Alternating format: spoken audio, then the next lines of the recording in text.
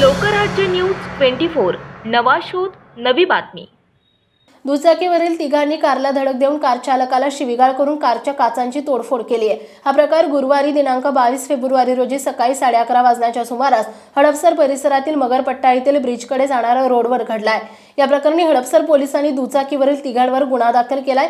याबाबत जुनेद अहमद यांनी हडपसर पोलीस ठाण्यात फिर्याद दिली आहे। यावरून लाल रंगाच्या होंडा डिओ मोपेडवरील 3 अनोळखी तरुणांवर IPC 324, 323, 352, 506, 427, 34 नुसार गुन्हा दाखल केलाय। पोलिसांनी दिलेल्या माहितीनुसार फिर्यादी यांच्या कारमधून मगरपट्टा येथून मुंडवा ब्रिजकडे जात होते। त्यावेळी आरोपींनी फिर्यादी यांच्या गाडीला धक्का मारून हॉर्न वाजवला।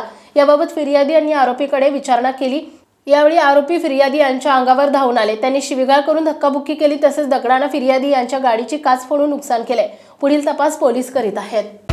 महाराष्ट्रातील महत्त्वाच्या आणि ताज्या बातम्या पाहण्यासाठी आजच आमच्या लोकराज्य न्यूज 24 न्यूज चॅनलला YouTube वर सबस्क्राइब करा आणि बेल आयकॉन प्रेस करा।